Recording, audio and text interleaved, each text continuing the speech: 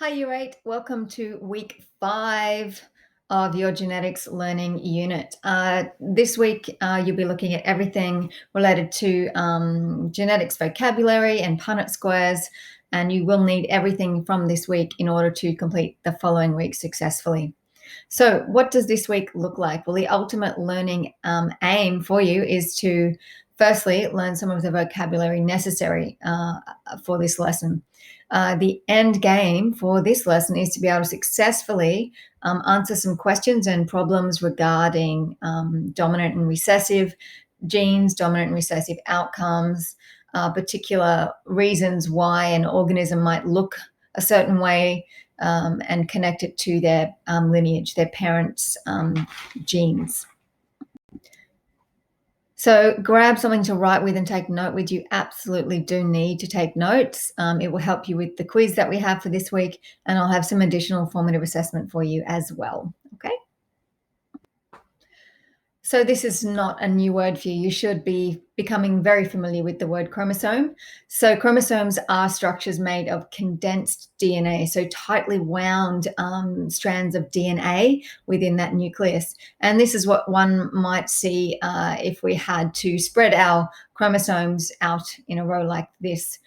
Humans have 23 pairs of chromosomes in each cell, except for our sex cells, except for our gametes. So you would know that this one here would be from maybe your mom, and this one here would be maybe from your dad. And we have traits from both parents that will determine what you look like, and we'll be looking at that shortly. It's important to know that our regular cells, our body cells, somatic cells, we regard them as diploid because they have these pairs of chromosomes, 23 pairs, 46 in total. So they are diploid, or what you should be writing them now as, this is not the best writing, diploid, and also writing them as 2N.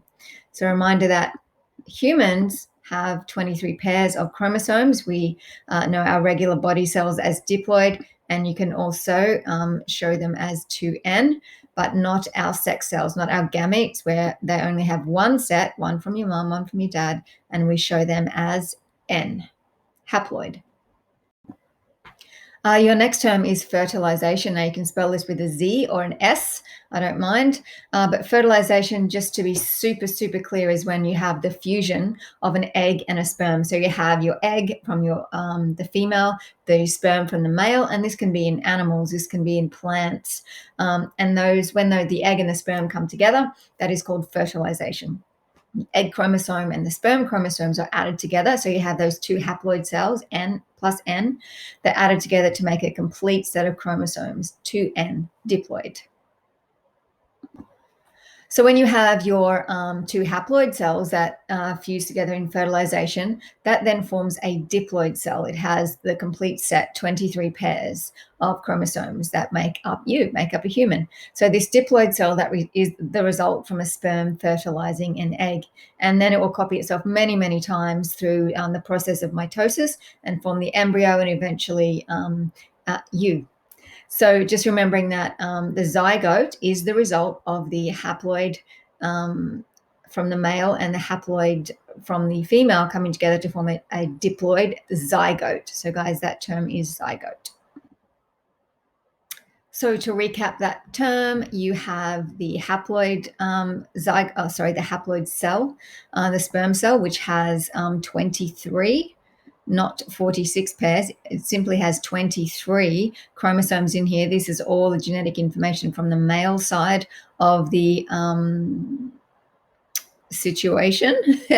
And the egg cell from the female side has 23 as well. And remember that these in mitosis, when cells duplicate, they duplicate themselves to exact copies. So that 46 cell, which has 23 pairs, then duplicates into identical cells. But with meiosis, you start with 23 each, and they combine together through the process of meiosis to form 23 pairs. So the 23 plus the 23 to form 46. So your next term for your vocabulary list that you must know is the term offspring, which you may have heard before. It basically is it means the individuals resulting from reproduction, whether that's from the plant kingdom or the animal kingdom. We don't call them children really in the plant kingdom. Sometimes we do when we have like an adult plant and another plant might pop up. We might call that a child plant. But generally, the science term that we use is offspring, the individuals resulting from sexual reproduction. So your next term that you are learning about is the term trait, which is basically just means a characteristic or feature of an organism.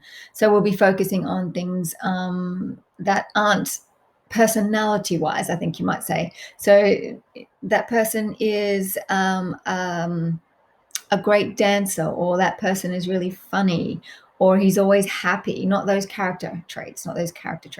We're focusing on genetic traits, things that are passed on down from you genetically from your parents.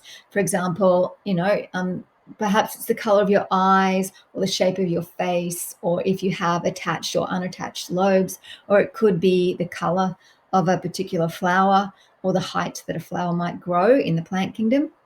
So they are the sorts of traits that we will be focusing on.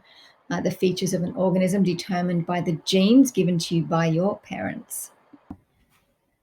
So your next term is gene. So you might have heard this word a lot, but a gene is simply a segment of DNA on your in the chromosome that controls a particular trait. So for example, you might have a gene here that controls whether or not you have blue eyes or brown eyes, or it might be a gene up here that controls your height. Okay, so and as you know from the chromosome pairing, you have all that information from your mom from one side and your dad on the other side. Now, in 2003, scientists that work for the Human Genome Project successfully were able to identify over 300 million different types of base pairs in the human chromosomes. So I'm going to put a link in your in the activities list for this week's learning. You can go and have a look at that. It is really quite interesting.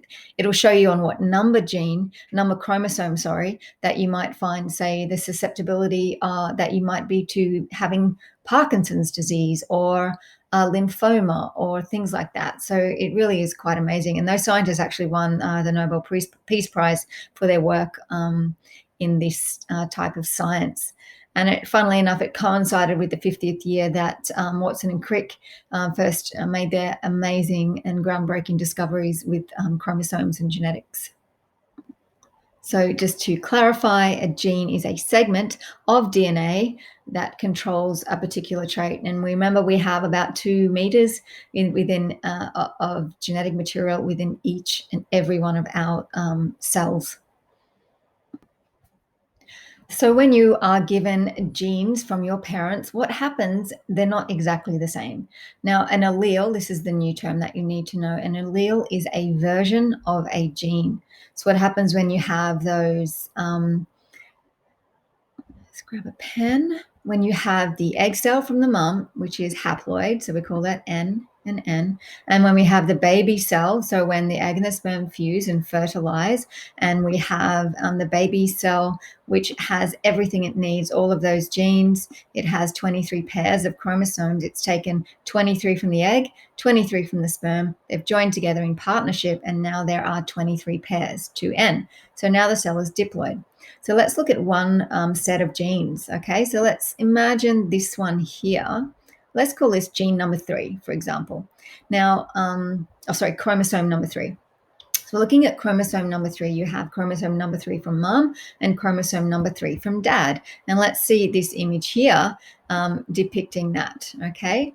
So now let's look at how a version of a gene, an allele, looks differently on these chromosomes. So here's one chromosome from mum, one chromosome from dad, a chromatid from each, forming a chromosome. And then we have 3 genes, 1, 2, 3 different types of genes. Okay, this one could be for perhaps your eye color. This one could be perhaps for your blood type, and this one might be for the shape of your chin.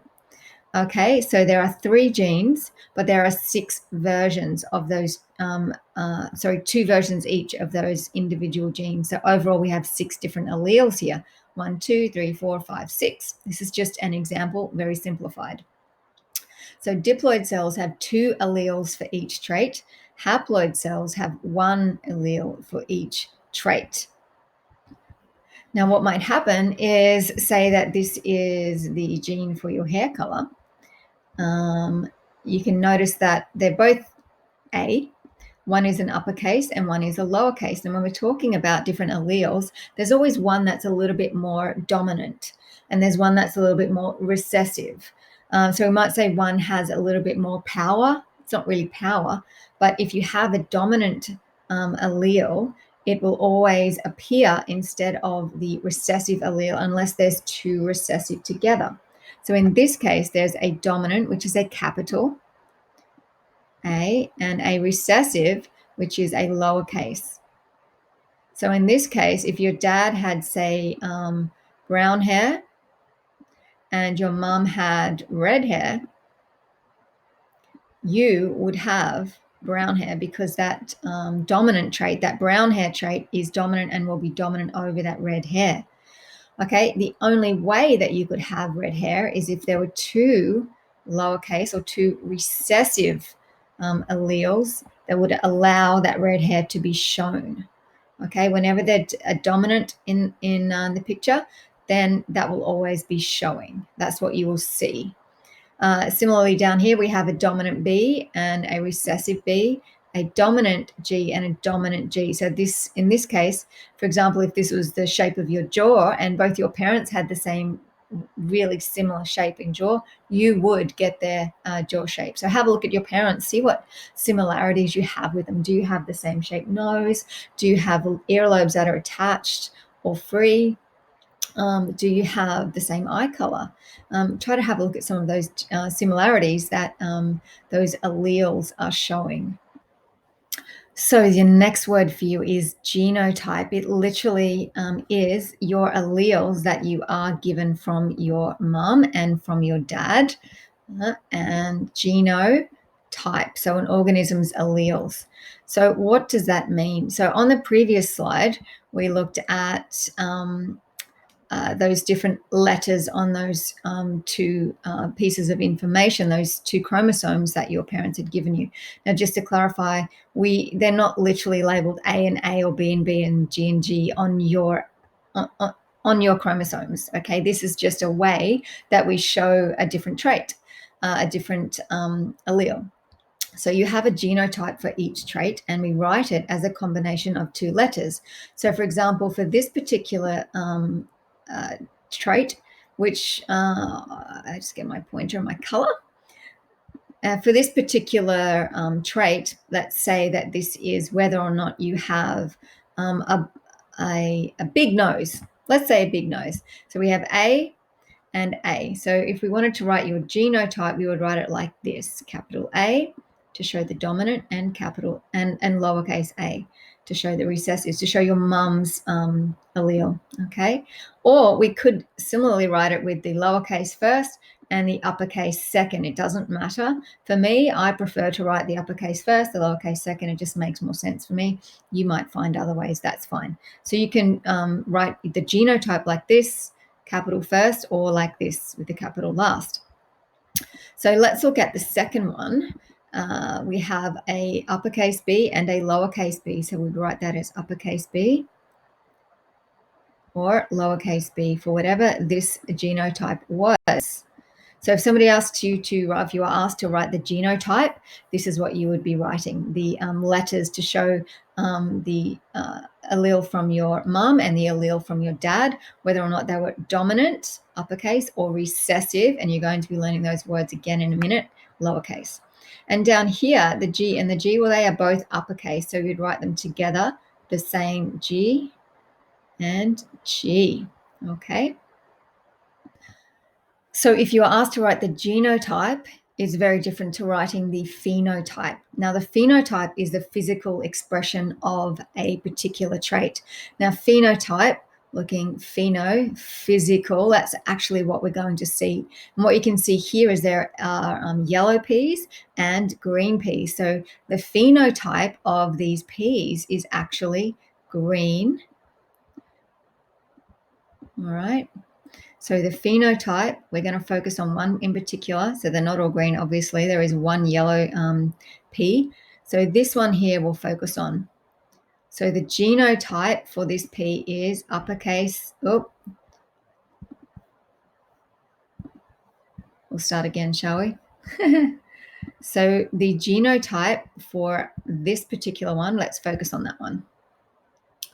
So the genotype is A, uppercase, and A, lowercase. So if I asked you to write the genotype of this pea plant here, it would be AA. But if I asked you to write the physical expression of that trait, the phenotype, you would tell me, or you would write that it is green. Okay. Well, look at me doing cursive writing with the pen. Amazing. Okay, so if I wanted the genotype of this particular pea, now don't worry if this is all a bit confusing to you. I am going to break it down for you. Don't worry. If I wanted you to give me the genotype of this particular pea plant, it would be A, capital, and A, capital. Now, how does it get to be like that?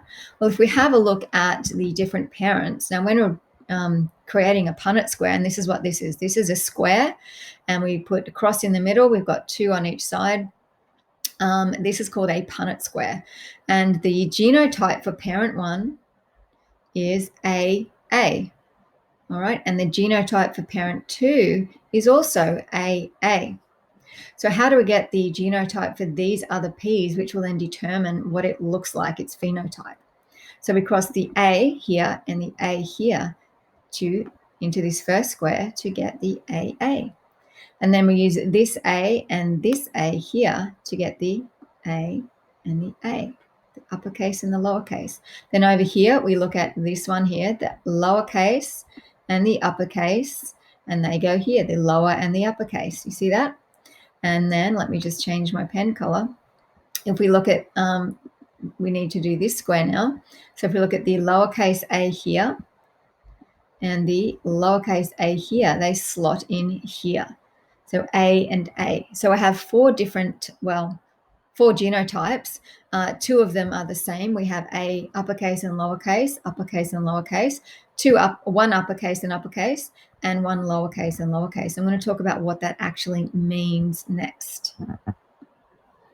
Okay, so when we're talking about alleles can be dominant or recessive. An allele that can kind of mask other alleles is called a dominant allele. And when we're writing those in Punnett squares or showing that as a genotype, we use a dominant allele. We show that with an uppercase letter. So for in this case, in this Punnett square, the uppercase P is the dominant allele, okay? And that can mask a recessive allele within that chromosome, within that gene, sorry. So it will be displayed in the organism's phenotype and written with a capital letter, okay?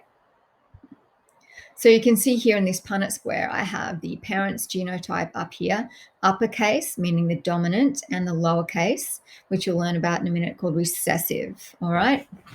And when we put that into the Punnett square, we have P and P, so 2 uppercase. Over here we have an uppercase and a lowercase. So you can see the uppercase and the lowercase.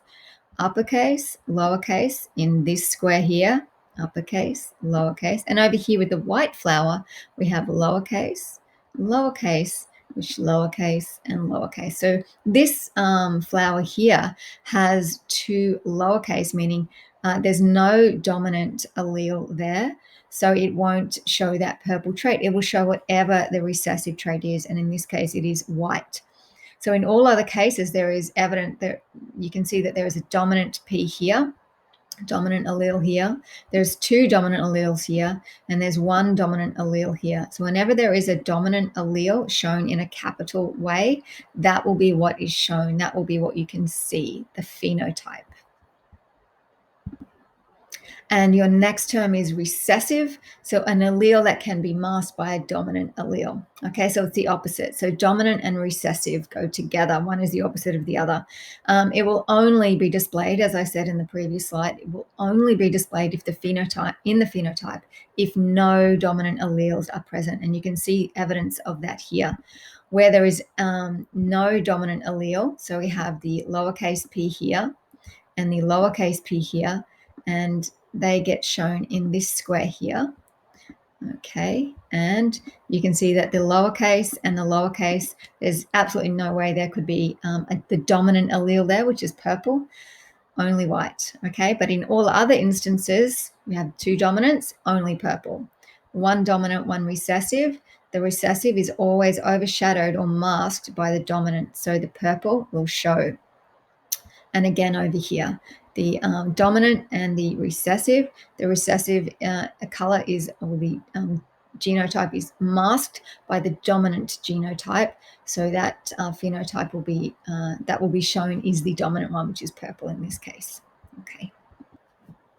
Okay, so we have different ways of showing how many different dominant and how many different recessive alleles there are.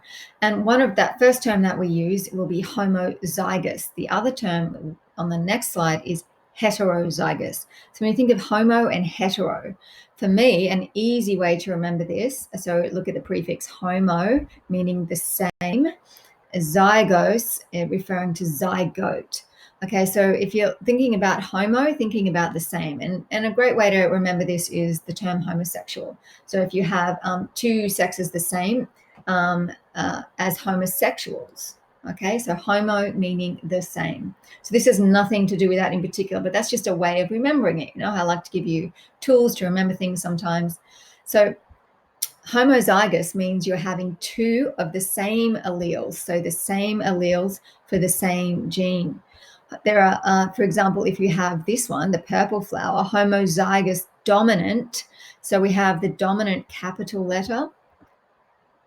And because there's two of them the same, it is homozygous. Homo meaning the same, okay, and dominant because it's the uppercase, two uppercases. You can also have homozygous recessive, where you have the recessive allele written with the lowercase, okay, twice. And that means it's homozygous recessive. Now, if you go back to that image we looked at earlier, when we have showing the two chromosomes with the 6 alleles on them, you can see that for this one, you might write it with the dominant A and the recessive A. And for this one, the dominant B, the uppercase B, and the recessive B, the lowercase b. And for the orange one, you will write the dominant G, the uppercase G, and the dominant G. So when we're talking about homozygous alleles, let me just get a different color. You can see that these are different. So they're not homozygous. They are uppercase, lowercase. These are different, uppercase, lowercase. They're not the same. And this is the same. So this is what would be a homozygous, dominant being uppercase, allele, okay? Two dominant alleles, homozygous dominant. And if there was another scenario where there were two lowercase g's, it would be homozygous recessive, the recessive traits there, okay? So in partnership with the previous slide, homozygous, this is kind of the partnership. Heterozygous, heterosexual, hetero, meaning two different ones, having two different alleles for the same trait. So remembering that we had in the previous slide, we saw an example of homozygous dominant, to uppercase the same, homozygous dominant, homozygous recessive, those two lowercase recessive ones. But here's one where there's a dominant and a recessive. So that means it's heterozygous, okay? The heterozygous simply means having two different alleles for that same trait. So this flower here is carrying the allele for purple, which is the dominant, the uppercase, and white, which is the lowercase b, but it won't show that white color because the purple is the dominant allele here, so that purple will always show. The white will only be shown when there are two recessive genes, alleles. So when we're looking back here, we can see that the heterozygous traits over here would be that top one, okay, with the uppercase A and the lowercase a, writing them like this, heterozygous, two different alleles for the same trait. So the top one and this one again, uppercase and lowercase, dominant and recessive, okay, and the two dominant, now they are both the same. Therefore, I'm sure you could guess what I'm about to say. This would be the heterozygous alleles for the same trait. This would be heterozygous because they have two different alleles for the same trait, the dominant and the recessive. Dominant and the recessive, these are both dominant. They are the same. They are not heterozygous. They are homozygous. Okay, so your final vocab. There's been a lot of new words here. Please don't just leave them. Make sure you're going back and reviewing so that you can connect the dots and continue to be able to retrieve that information. So Punnett square. It literally is a square. It looks like a Punnett square. It is a tool to help predict the chances of getting offspring with certain traits based on the genetic makeup of the parents. So it predicts the chances, all right, based on the genetic makeup of the parents. It's important to know that it's not an absolute 100% certainty. It's just a probability. And I'm sure you've done probability learning in mathematics. It's the same idea, okay? Just so that you know, it is a probability. When we use this tool, it's not 100% accurate prediction, but we can, in the scope of looking at how something turns out, its phenotype, we could then determine what its potential genotypes were from its parents. Okay, so let's try a Punnett square problem together, and then I'll give you some other problems that I'd like you to try for yourself. So let's have a look at the problem first. So in pea plants, purple flowers are dominant and white flowers are recessive.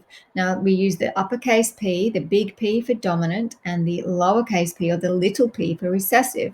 Now note that we don't use different letters. We just use uppercase and lowercase. I know that white flowers, W means white, but we don't use a W here. We always use the same letters when we're looking at those traits that are dominant and recessive, okay, when we want to figure this out. So in pea plants, a purple flower are dominant and white flowers are recessive.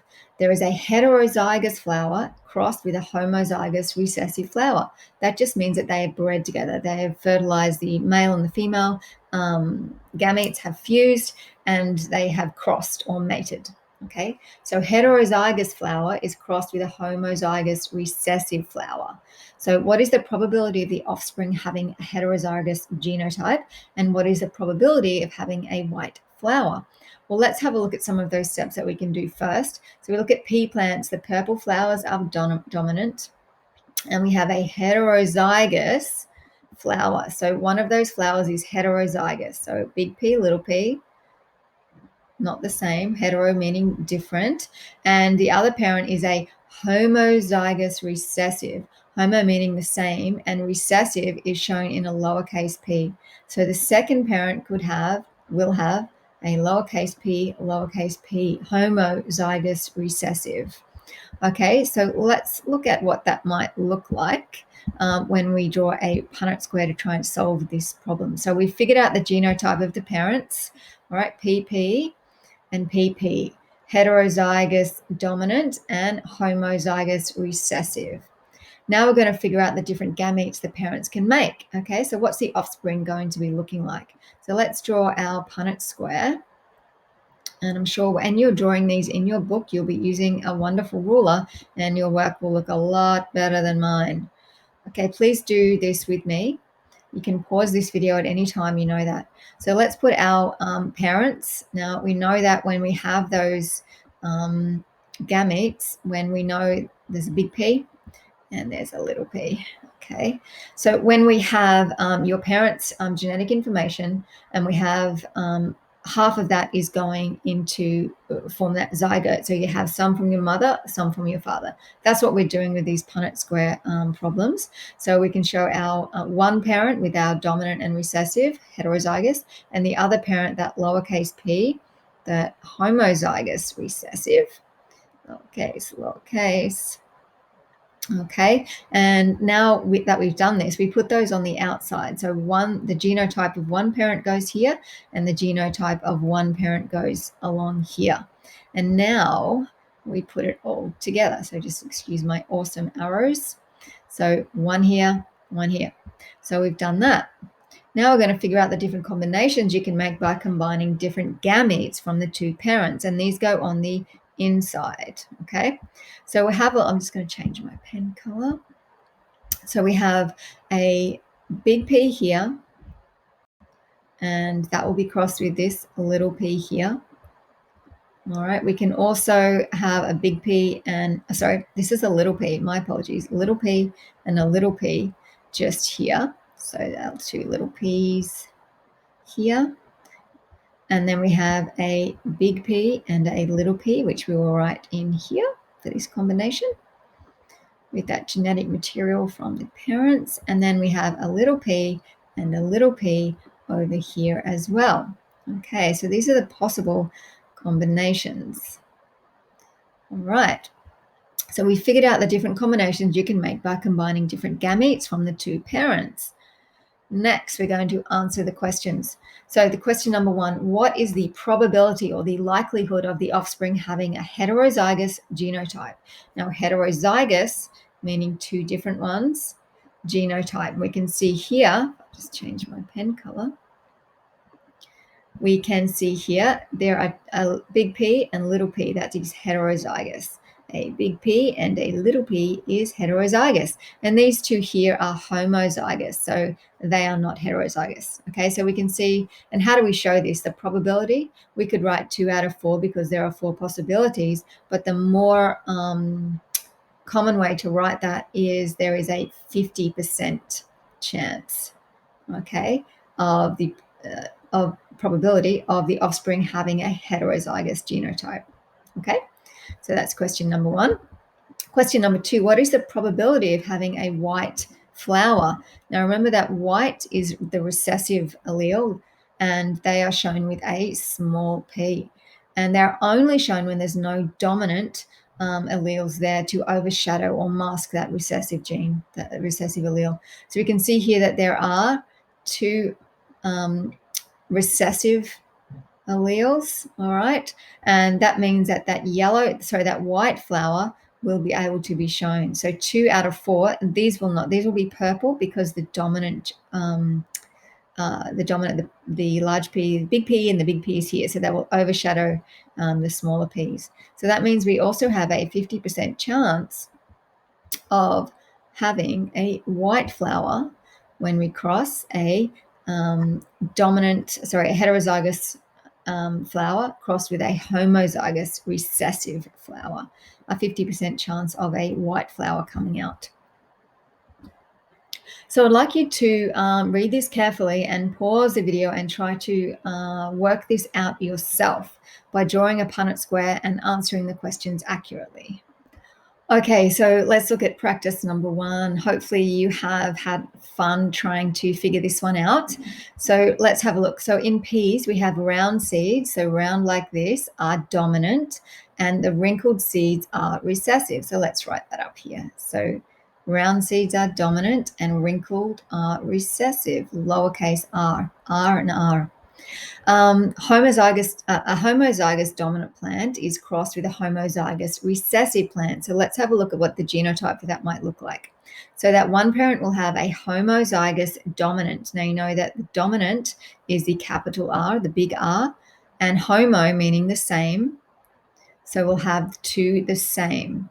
Homozygous dominant, dominant meaning the dominant allele. Crossed with a homozygous recessive plant. Now we know that recessive is shown by the smaller r, the lowercase r, and it's homozygous meaning they are 2 the same. So you're going to have 2 lowercase r's to show that parent genotype.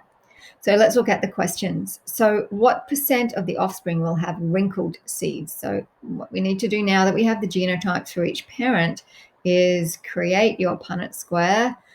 As again, I hope that yours looks a lot better than my mess. It's pretty hard using this drawing tool. Okay, so now we're going to put the parent plant for here, one set here, the capital R, the big R, and the big R. Doesn't matter which side they go. You could put this one on this side and this one on this side. It doesn't matter. And now our homozygous recessive genes, alleles right here. Okay, so now what percent of the offspring will have wrinkled seeds? Let me change my pen color. So using your skills with the Punnett squares, now you should see that you have R here, uppercase, dominant, and recessive. So the dominant and the recessive, and now the dominant and the recessive in this square as well. So we have two the same so far. And now in this square, we have the dominant and the recessive. Dominant, whoop, it's squiggly, and the recessive. And for this square here, the dominant and the recessive as well. So to answer that question number one, wow, this is really hard. What percent of the offspring will have wrinkled seeds? Well, in order for that wrinkled seed phenotype to be shown, there has to be no dominant for the round seed. So you can see that in every option here, you have that dominant allele here. So the recessive version will not be shown. So there will be a 0 chance or a 0%. Okay. So it's question number two. What percent of the offspring will have a heterozygous genotype? Remembering that heterozygous means there's one of each, two different ones. And in this case, you can see that all options there have two different. They have the dominant and the recessive, the dominant and the recessive. So in that case, there's 100% chance that the offspring will have a heterozygous genotype. And then this comes into play again when that offspring breeds with other offspring which have different genotypes. And maybe they have dominant homozygous or dominant recessive or all different types of varieties. And this is where we see the biodiversity and the variation in life. This is why you might not look exactly the same as somebody else. Well, it is the reason why you don't look the same as anybody else. So I hope you got those correct. If not, I hope you can see where those errors are as well. And maybe try it again, erase your work and try it again, read the question a little bit slower. So let's try another one. Okay, so I hope you have worked this one out, and let's check now. So practice number two. In pea plants, tall, shown with an uppercase T or a big T, is dominant, and short, a short trait in a pea plant, is recessive, shown with a small t. A heterozygous plant is crossed with a short plant. So let's look at what that looks like. A heterozygous plant, so hetero meaning two different, T, and we can safely assume that it's a tall because it has that dominant allele there. Crossed with a short plant. In order for that short plant to be short, it must have two recessive alleles for that trait. So we have two lowercase t's.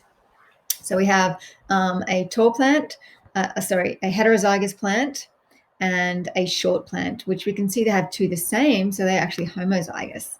Okay, homozygous recessive. So let's put our parent plants down here, half there and half there, and the other one down here. So when I go to breed these and make baby pea plants, I can see that I can cross my dominant and my recessive, my tall and my short, my dominant and recessive, my tall and my short. I wish I could do this in fast forward. Thanks for your patience. And now for these babies over here, my recessive, my short and my short.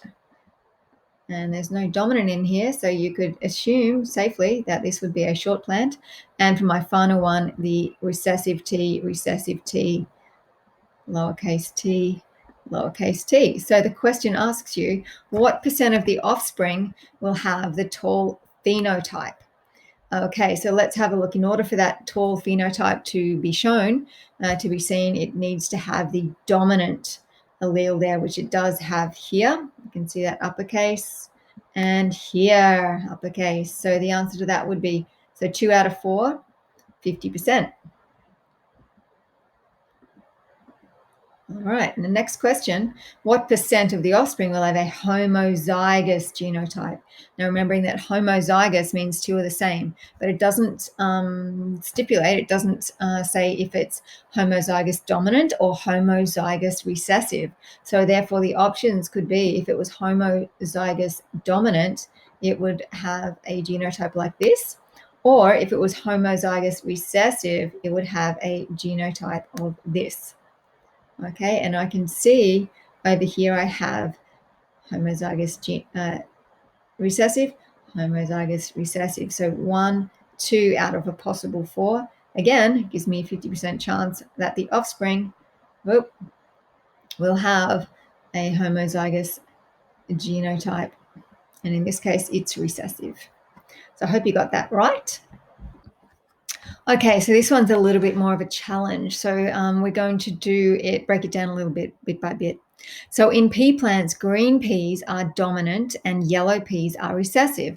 Now we can show the dominant plant in two different ways, and I'll do that in a second. So there's a green plant and a yellow plant, and they're mated together to produce 30 offspring.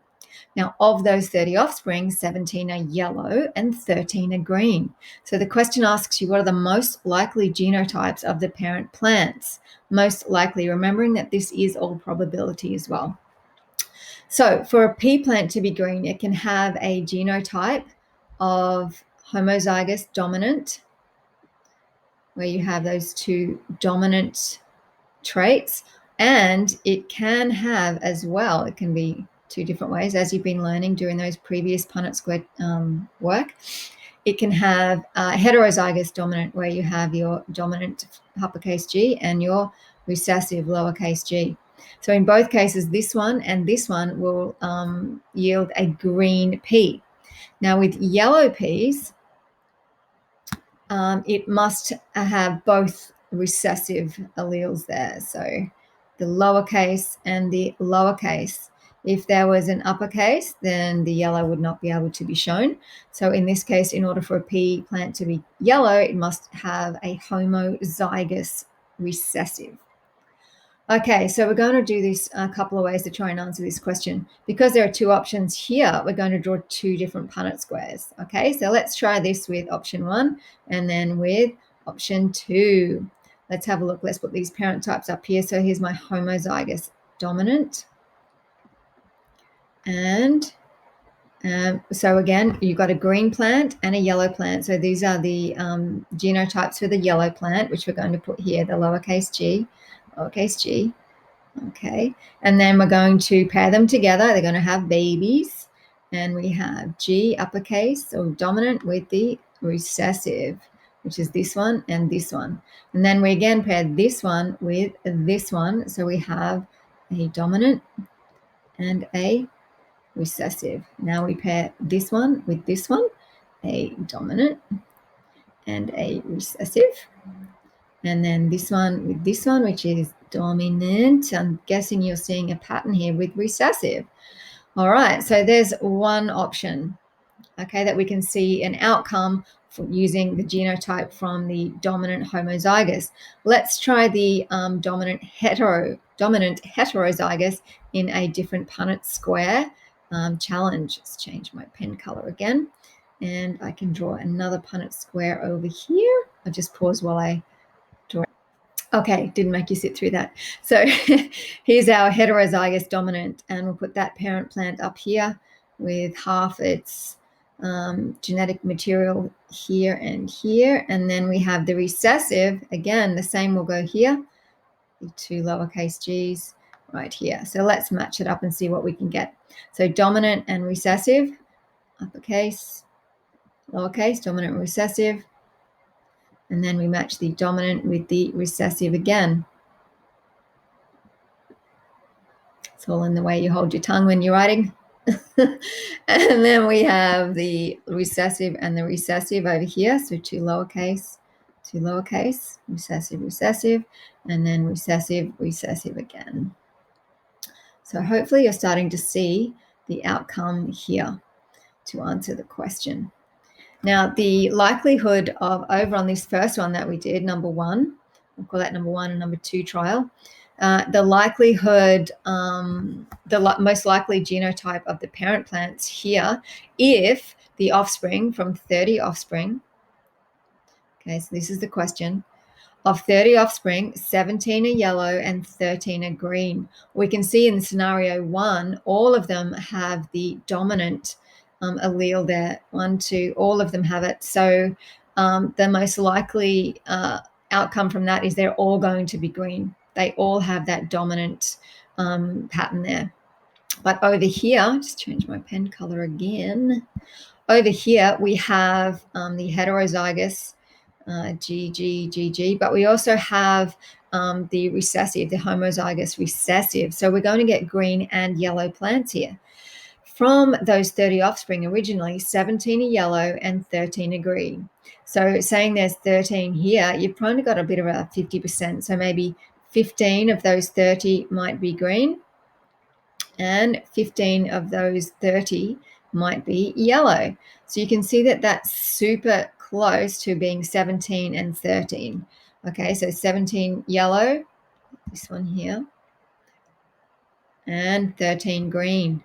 So the most likely genotypes of the parent plants would be GG for maybe mom or maybe dad, and lowercase g for maybe mom or dad. So option number 2 will give you the correct answer for that. Now, remembering that we're saying it is a probability, a likelihood. It's not 100% accurate, but the most likely outcome would be around about 17 yellow and 13 green. Okay, guys, so there was a lot of new information there for you, particularly the vocabulary. I encourage you to access all of the resources I've given you on the Google Doc to assist you with understanding the vocab for genetics, and definitely challenge yourself further with Punnett Square problems. I've got a whole range of activities for you to do, so please do access them, and there's also a quiz. Okay, please remember to send through questions as they come up. Write them down, be taking notes. Remember that brain-hand connection with taking notes. I hope you're enjoying this topic, and we'll see you soon.